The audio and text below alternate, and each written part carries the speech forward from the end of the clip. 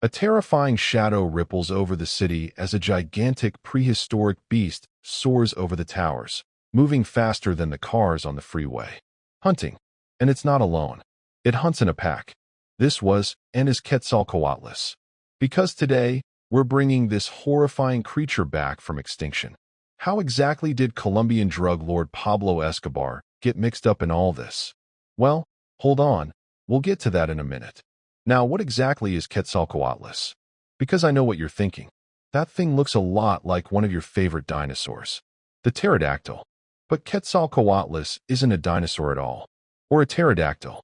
This enormous flying creature is what we now refer to as a pterosaur, and that means it's a reptile, the big one. Quetzalcoatlus lived around 72 million to 66 million years ago, during the late Cretaceous period, when it blocked out the sun with its 12 meters, 40 feet, wingspan. When it landed on the ground, it stood at a towering 5 m, and its enormous neck was what took up most of that height. That makes it 3 m taller than poor DG Peter, our boots on the prehistoric ground. Also, yeah, bait. That stature put Quetzalcoatlus at nearly the same height as a giraffe. Except that instead of a big, lovable, freckled giraffe head, Quetzalcoatlus had a long, pointed beak between 2 and 2.5 m in length. Basically, this thing was as big as a giraffe with a giant spear sticking out of its head, and it could leap into the air and fly. Pure nightmare fuel. A nightmare that ruled the skies of the late Cretaceous, a warm temperate period with shallow seas, rainforests, and hardly any snow. It was a pretty sweet time period, temperature-wise. Lots of oxygen in the atmosphere and plenty to eat. Scientists have debated Quetzalcoatlus' exact habitat and diet since it was first discovered. The working theory today is that Quetzalcoatlus was a terrestrial stalker, which means that even though it was a flying creature, it hunted on the ground or in shallow waters. Think of it like a giant blue heron or stork, but a giant stork that weighs 250 kilograms and stalked around on its wings like an enormous vampire bat. Not great news for DG Peter. If it could track DG Peter down here, could it devour him? Not yet, it seems. Fortunately for us and the rest of the mammals out there, Quetzalcoatlus was the overlord of the skies in the last chapter of dinosaur and flying reptile history. Like T. Rex and Triceratops, it died out in the end Cretaceous mass extinction 66 million years ago when the asteroid known as Chicxulub struck Earth. This asteroid's impact laid waste to North and South America, incinerating forests, setting off tsunamis, blasting hundreds of billions of tons of dust and gas into the atmosphere. The far side of the planet may have escaped the worst of the inferno and shockwave, but nothing on Earth was safe from the long, dark winter that followed. Gas and soot from the explosion coated the sky. Temperatures dropped. Ecosystems cratered. But what if 66 million years ago, on the farthest side of the planet, on a remote island in the Indian Ocean, a small population of Quetzalcoatlus managed to survive and remain hidden from human eyes for millions of years? Yeah, after the asteroid hit, the world belonged to the species that adapted fastest, Now, speaking of blasts, let's go back to the one that wiped out Quetzalcoatlus. Or did it? Look, we know that huge apex predators are the first to go when the food chain collapses. But what if there were a few hardy, clever Quetzalcoatlus in the right spot at the wrong time? The Rambos of giant flying reptiles who refused to quit, who ate everything and anything and took to the air until they found just the right place to survive. Now, somewhat coincidentally, there is a small remote island, Christmas Island, hundreds of kilometers off the coast of Indonesia and Australia, and it kind of fits the bill. Geographically speaking, Christmas Island wasn't around 66 million years ago. But for our thought experiment, what if it formed a little earlier? It's covered in tropical rainforest, and it's temperate. It's surrounded by coral reefs, and it's full of crabs. Delicious, nutritious crabs. So what if a tiny family of these huge pterosaurs managed to hang on by the skin of their non-existent teeth on Christmas Island or an island, just like it, and survived the worst of the period after the extinction event, and then went on to quietly rebuild their population over millions of years out of sight from humanity? Could they actually survive in this modern day? Well, if they adapted to the oxygen in the atmosphere over millions of years and evolved to handle the shifting temperature, of course they could. Scientists think that Quetzalcoatlus didn't soar thousands of kilometers, but they were more of a short-range, hundreds of kilometers flyer. It makes sense that they got stuck close to home and didn't make it to the mainland. Now, Christmas Island wasn't spotted until the 1600s and was most likely uninhabited until the late 1800s. So what happens when humans make first contact after 66 million years? Well, the minute we first see them, we probably panic and then run. DG Peter does, he's no fool. And then, we bravely sail away and put a big X on the map to say, stay away from this godforsaken horrible island. But eventually, some enterprising explorer would try to do what many enterprising explorers do whenever they discover a peacock, or a tiger, or Tasmanian devil. Capture a few wild specimens and start a zoo. Or a traveling circus. People flock to see it. So for decades, the majority of humans see Quetzalcoatlus like they might see a penguin, or a Komodo dragon, or a giraffe, in zoos or on extremely dangerous safaris. But how could we keep this giant reptile in captivity? Scientists theorize that Quetzalcoatlus would jump 2 to 3 m into the air and flap their enormous wings to gain altitude before soaring. By keeping them in cages without any headroom or short chains or leashes, it might be possible to contain them. But humans aren't always ready for the raw power of ancient reptiles. And over the years, there are incidents recorded of escaped individual Quetzalcoatlus. First, in neighboring Australia, there's the one that made off into the wild and lived in the rainforests of New Guinea. But humans never allow a breeding pair to establish on the mainland. Until Pablo Escobar. Yeah, Pablo Escobar. He sees a photo of Quetzalcoatlus in the 1980s and decides he must have it for his zoo. But not just one. He wants 4. Yeah, that's right.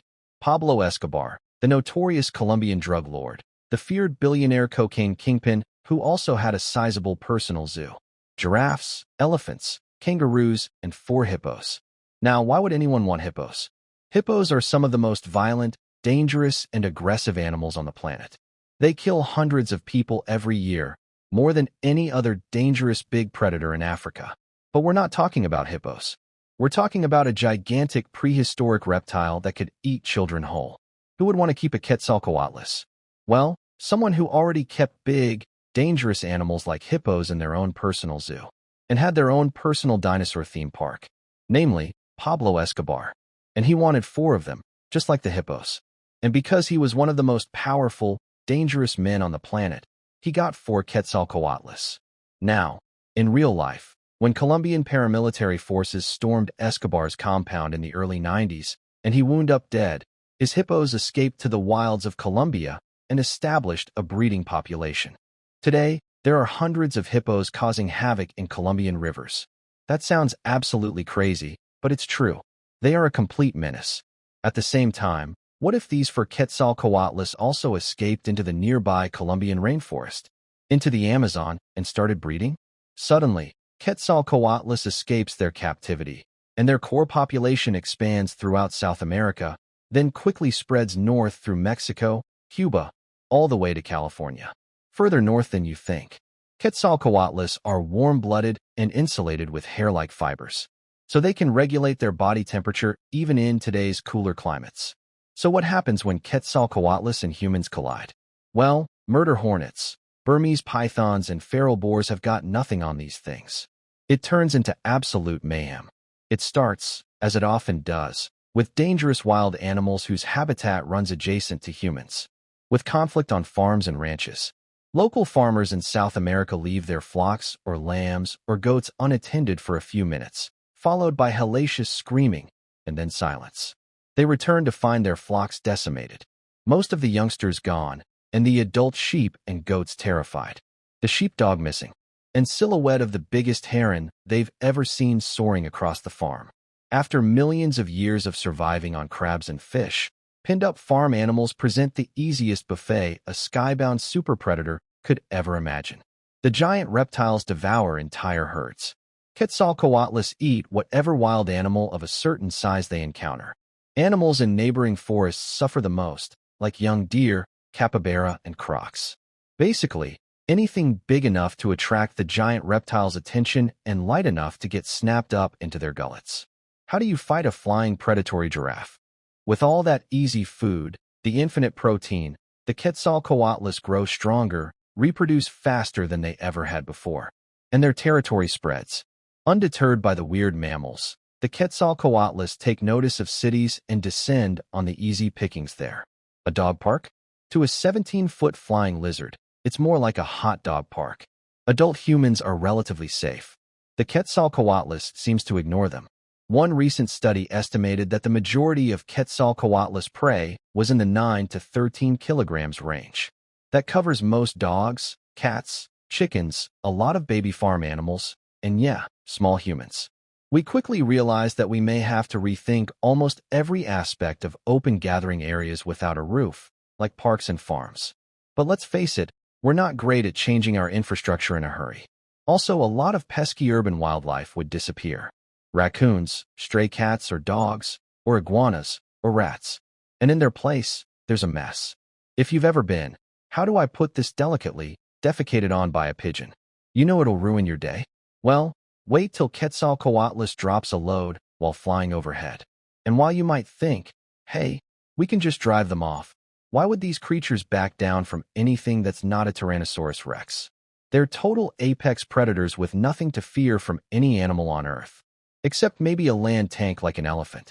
Any human trying to shield their pet from being a prehistoric snack without wielding a flamethrower would likely get stomped on. And that's where the tide turns. One day, Quetzalcoatlus goes too far. At some point, Quetzalcoatlus made the unwitting mistake of eating an entire classroom of kindergartners or a troop of Girl Guides. And humans go, Mama Bear. We reach for an automatic assault rifle or automatic helicopters, and we go hunting. Now, while there are calls to domesticate Quetzalcoatlus, it's impossible. They're too big and dangerous. And there are calls to ethically sterilize the flocks of Quetzalcoatlus, in much the same way that the Colombian government is attempting to sterilize those wild hippos. But it's complicated. Quetzalcoatlus has threatened human children, so humans decide to protect their own. To show the apex predator of the Cretaceous period that this is a new era, and there's a new apex predator in town. Homo freaking sapiens. And then, the widespread culls begin. Humans and Quetzalcoatlus engage in full-on interspecies warfare. And it is madness. But the end result? Humans band together for the first time in history to drive the reptile threat from the skies, hunting them down relentlessly until every playground, farm, and school is safe, until the giants can survive only on their own home territory of Christmas Island, hunting crabs in the Indian Ocean under close surveillance. This would leave Quetzalcoatlus exactly where they started 66 million years ago, surviving and thriving in an odd window back to a time of the dinosaurs and giant flying reptiles. Okay, now that was bringing a giant reptile back from extinction. A thought experiment only. But why not try a gigantic snake? Well, that's another story.